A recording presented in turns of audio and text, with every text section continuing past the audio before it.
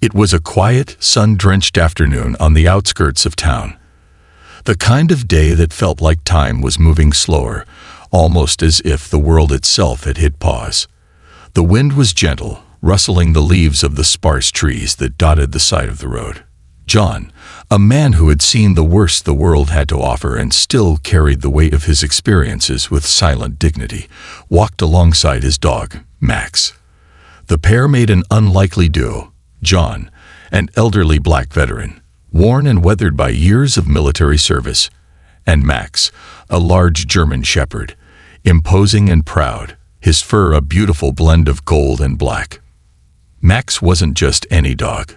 He had been John's companion through thick and thin, through the harshest terrains and the most dangerous of situations. The bond between them was built on trust, loyalty, and a shared history of survival. John's slow pace was a reflection of the years of service he had given to his country. His legs now a little stiffer than they used to be, but his heart just as strong. Max, on the other hand, was agile, his ears perked at the slightest sound, constantly alert, as if sensing the world around him before it even happened. John wasn't bothered by the occasional glances he received as he walked down the deserted road. He had learned to live with being different, to walk through life with the understanding that not everyone would understand him. But today, something was different. As they continued their walk, a distant roar broke the silence. It started as a low rumble, the sound of engines revving in the distance. It wasn't unusual to hear motorcycles on these roads, but there was something about the way these sounds grew louder and more aggressive. John glanced up, squinting as he saw a group of 6 bikers approaching, their figures now visible on the horizon. The bikers were riding Harleys, each bike loud and intimidating, engines growling like beasts of burden. The bikers themselves were menacing, clad in black leather jackets, tattoos marking their skin like badges of honor from a world that valued aggression over peace. Their expressions were hardened, eyes hidden behind dark sunglasses, and the tattoos on their arms and necks seemed to tell the story of a life lived on the edge. John's instincts kicked in, and he could feel a shift in the air. Max, usually so calm, stiffened beside him, his eyes narrowing as the bikers drew closer. He could sense the tension building between the two parties, and John instinctively tightened his grip on Max's leash, though he had no real reason to believe this would be anything more than another moment of unwelcome attention. After all, he had seen this before. But as the bikers drew closer, something was off. The group wasn't just passing by. They were slowing down, almost circling John and Max, as if they were predators sizing up their prey. John didn't flinch. He had dealt with aggression before, but he knew better than to show fear. The bikers came to a stop, the sound of their engines cutting through the air like a sharp knife. The leader of the pack, a burly man with a thick beard and a face that looked like it had never seen a smile, dismounted first. He was the type of man who carried himself with an air of superiority, as if he owned the road, and everyone on it. The others followed suit, and soon, the group was surrounding John and Max, their eyes scanning the veteran with a mix of disdain and curiosity. "Hey, old man," the leader sneered, his voice deep and rough like gravel. "You lost or just taking a walk in the wrong part of town?" John met his gaze, his expression calm but unwavering. "I'm just walking," he replied, his voice steady, but the tension in his words barely concealed. The leader chuckled, stepping closer, his boots crunching against the gravel as he leaned in, looking John up and down like he was a piece of meat. "You sure about that? You don't look like you belong here. And that dog of yours?" His voice trailed off as he looked at Max, who stood at attention, his fur bristling and his eyes locked onto the bikers with a look that could freeze water. The others laughed, clearly enjoying the discomfort they were causing. One of the bikers stepped forward, cracking his knuckles as he looked at Max. "That dog's probably nothing but a pet. Not much use around here." John's eyes narrowed, but he didn't respond. He could feel Max's muscles tense, the dog's instinct to protect his master kicking in. Max had been trained in ways these bikers couldn't understand. The dog wasn't just a companion. He was a force to be reckoned with, a hero in his own right. And John knew that if this situation escalated, Max would be more than capable of defending them both. But for now, John was silent, letting the moment unfold. "Yeah, I bet that dog's good for scaring off the weak," the leader continued, his voice laced with mockery. "But it won't scare us." John's eyes flickered with a hint of emotion, but he held his ground. This wasn't about confrontation, yet. It was about showing these men that they had no power over him, that they couldn't break him or his dog. Not today. Max let out a low growl, sensing the growing threat in the air, but John held up his hand, signaling the dog to stay calm. He was waiting for the right moment, as the bikers continued to taunt him. The road ahead was still empty, the sun beating down on the group, and John knew this wasn't just another random encounter. It was something more, something that would change everything. As the leader stepped even closer, John's hand tightened around the leash, ready for whatever might come next. But he had no idea that the real story was just beginning, and neither did the bikers. They had no idea who they were dealing with. As the bikers surrounded John and his dog, the air was thick with hostility.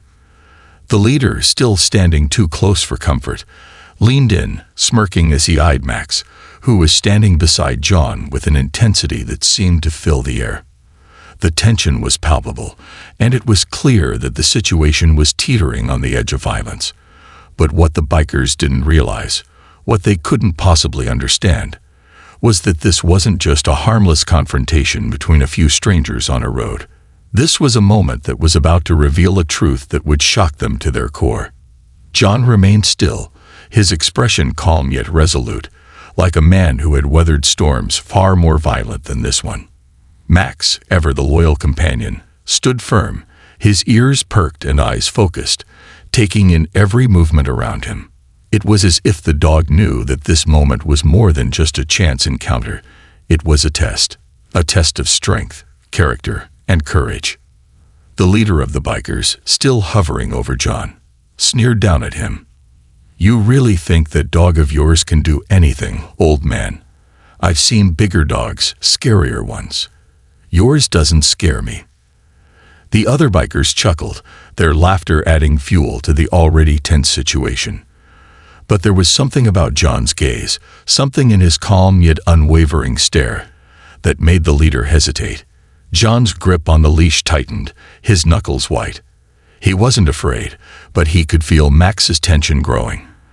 The dog was more than ready to take action, but John needed to take control of the moment. "Do you know what this dog has been through?" John finally spoke, his voice steady but carrying a weight that stopped the bikers in their tracks. The leader tilted his head, a look of confusion crossing his face. "What's he talking about?" One of the bikers muttered, glancing at his companions.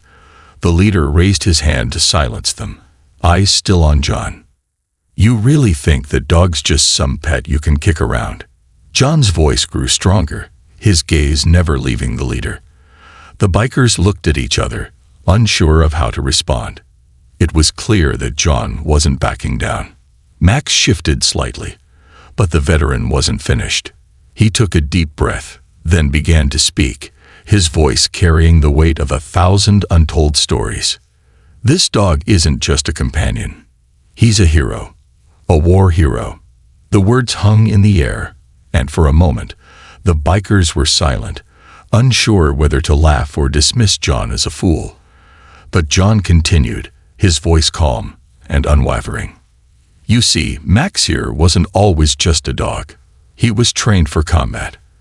He served in missions that would make your skin crawl. He saved countless lives, mine included." John paused, his gaze shifting slightly as he looked at Max, a hint of pride in his eyes. The dog, sensing his master's emotions, looked up at him, his expression softening ever so slightly. The leader, still skeptical, let out a snort. "Oh really? A dog? What, he's some sort of military dog or something?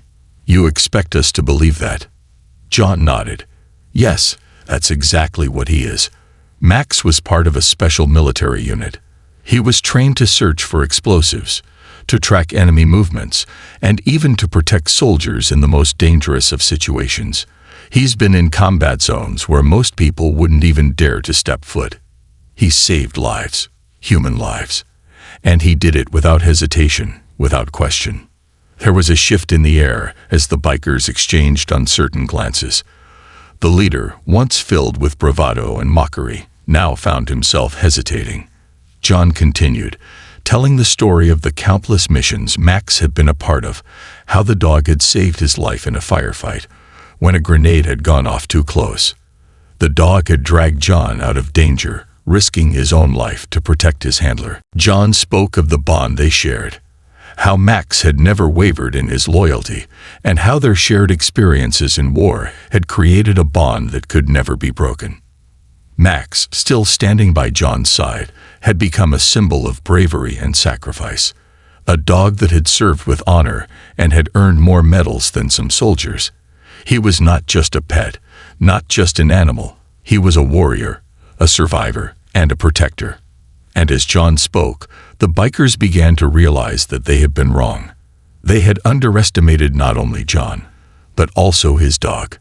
They had dismissed the quiet veteran and his companion as just another easy target, a couple of old men out of their element. But now, as John's words sank in, they realized how foolish they had been. The leader stepped back slightly, his earlier confidence replaced with doubt. He looked at Max again, this time with a little more respect.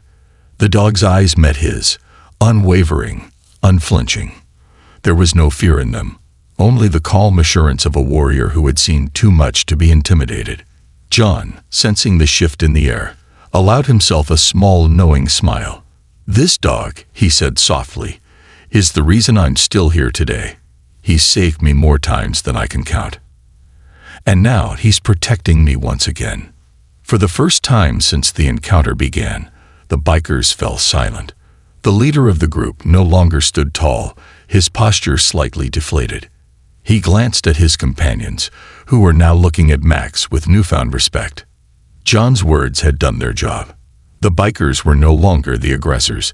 They were now the ones questioning their own actions. And Max, standing strong and proud, had proven that sometimes the true strength doesn't come from the man, but from the quiet, loyal companion who has your back when you need it the most. The air hung thick with the weight of John's words. The once aggressive bikers now stood in stunned silence, unsure of how to proceed. The leader, whose earlier bravado had melted away, stood rooted in place, glancing between John and Max with a look of uncertainty on his face.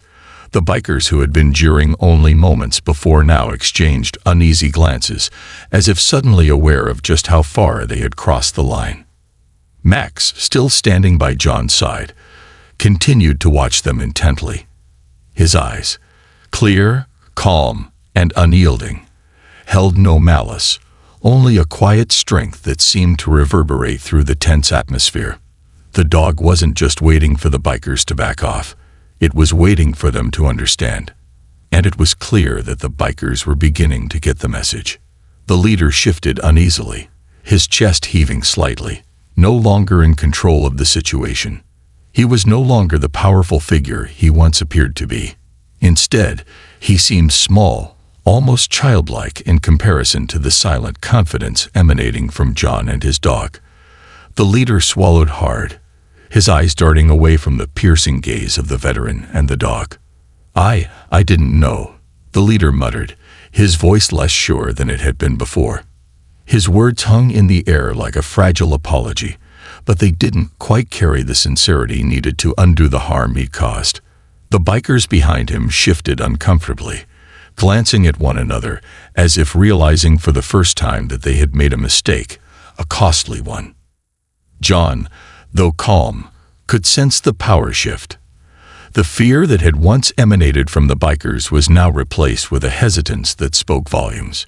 John knew this wasn't the time for revenge or confrontation.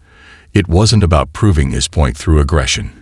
It was about showing them the truth, a truth they had clearly been blind to. He took a step forward, his voice measured, yet still carrying the weight of his experiences. "You didn't know. I get that. But that doesn't excuse what you've done, what you said. His eyes never left the leader. Respect isn't something that's given just because you demand it. It's earned, and you earn it by understanding, by seeing beyond your own ignorance. The leader shifted his feet nervously, as if the weight of John's words had sunk deep into him. I didn't mean to disrespect you or your dog, man. We didn't know. We were just messing around, he said, his words trailing off. It was an apology, but it was an apology wrapped in confusion. He didn't fully understand what he was apologizing for yet, but he felt it. Something had shifted. He glanced at Max, and for the first time, he wasn't just looking at the dog as a mere animal. He was looking at something else entirely, a living testament to loyalty, courage, and sacrifice. The other bikers had also begun to quiet down, their earlier cocky demeanor gone. One of them, a younger man with a chain hanging loosely from his pocket, spoke up tentatively. So, you're telling us your dog was a soldier? A war hero? His voice was laced with disbelief, but there was also a hint of awe in it. It was the first time anyone had asked a question that wasn't a jab or a sneer. John nodded slowly. Yes, Max served in the military. He was trained to do things most people can't even imagine. He was part of search and rescue missions, sniffing out explosives, finding people trapped in rubble. He's been through hell and back, and he made it out because of the courage and the bond we have. As John spoke, the bikers began to shift their stances, their tough exteriors now seeming fragile in the face of the truth. It wasn't just the fact that Max was a war hero. It was the understanding that they had, at some point, crossed a line that could never be uncrossed. They had disrespected not just a dog, but a symbol of bravery and sacrifice. The leader, no longer feeling the need to prove anything, looked over at Max. I'm sorry, man, he muttered, his voice softer than before. I didn't know. We were just stupid. He slowly extended a hand toward Max, as if asking for forgiveness. His body language, once aggressive and dominant, was now more hesitant, even humble. Max, as though sensing the change in the air, took a slow step forward. He sniffed the leader's hand before sitting down in front of him, his posture still proud but relaxed. It was a sign of peace, a gesture that spoke louder than words. The leader, taken aback by the dog's calm acceptance, took a step back, clearly moved. The other bikers, now looking around at each other with more genuine expressions, started to shift uneasily. They weren't exactly sure what to say, but they all felt the same thing, the realization that their behavior had been wrong. One by one, they began to mutter apologies, some directed at John, others at Max. It wasn't enough to erase the tension, but it was a start. John stood still, his gaze softening. Apology is the first step, but respect comes after that, and that's something you'll need to earn. The bikers nodded solemnly, understanding that John wasn't going to accept their words as a quick fix. Respect was something that needed to be shown in actions, not just spoken. The power dynamic had shifted. The bikers were no longer the aggressors.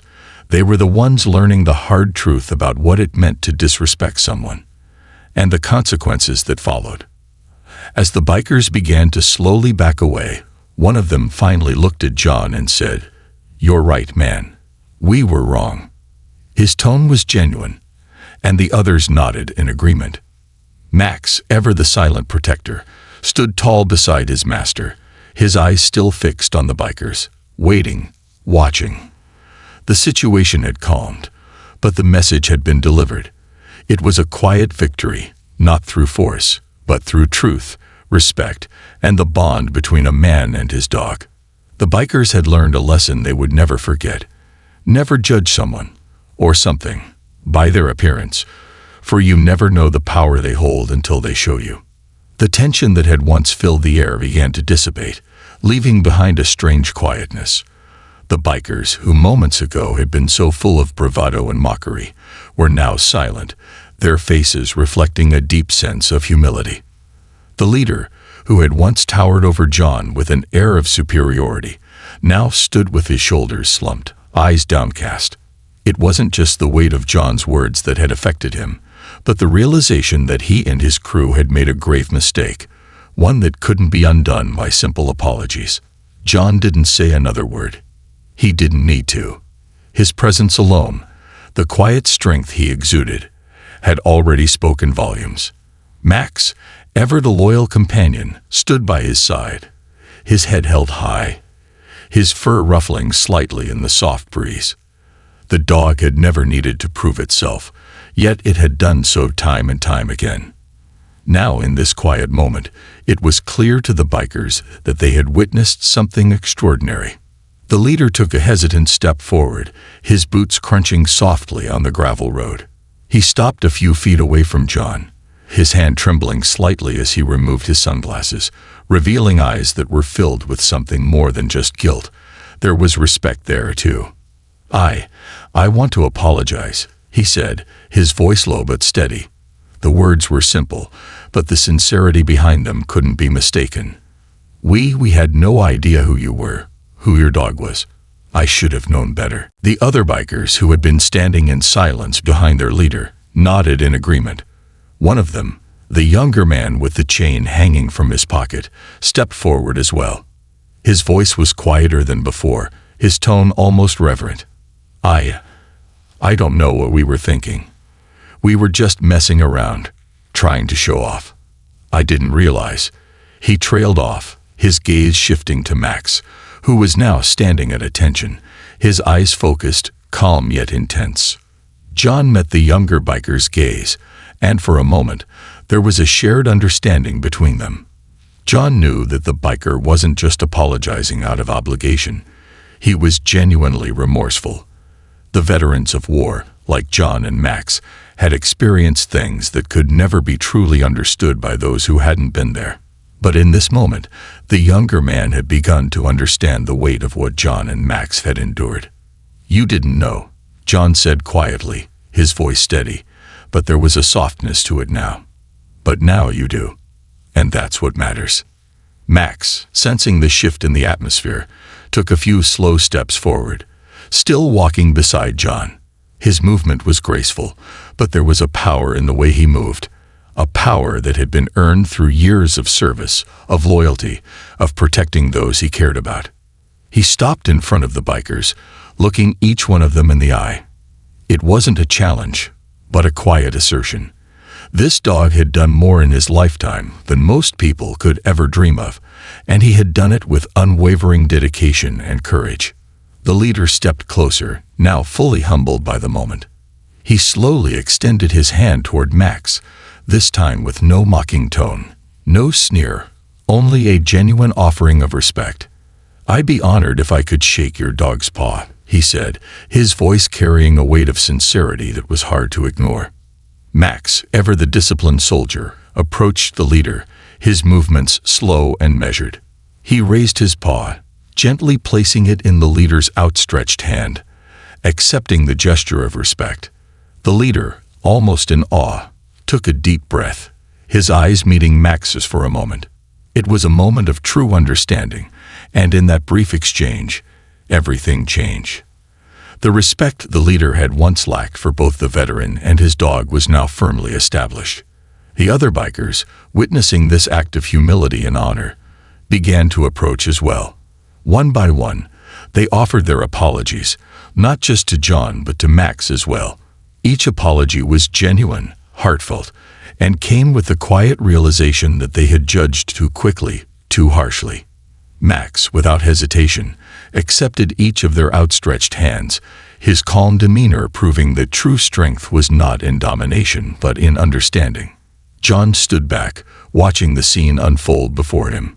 He had not expected this moment to be easy, but he had hoped, deep down, that the bikers would see the error of their ways. It wasn't about teaching them a lesson through violence or retaliation.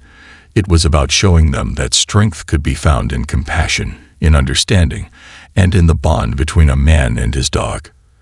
As the bikers slowly began to leave, their heads held a little higher, their postures less aggressive, John couldn't help but feel a sense of quiet pride. They had learned something that day, something that would stick with them for the rest of their lives. And Max, his loyal companion, had been the one to teach them that lesson.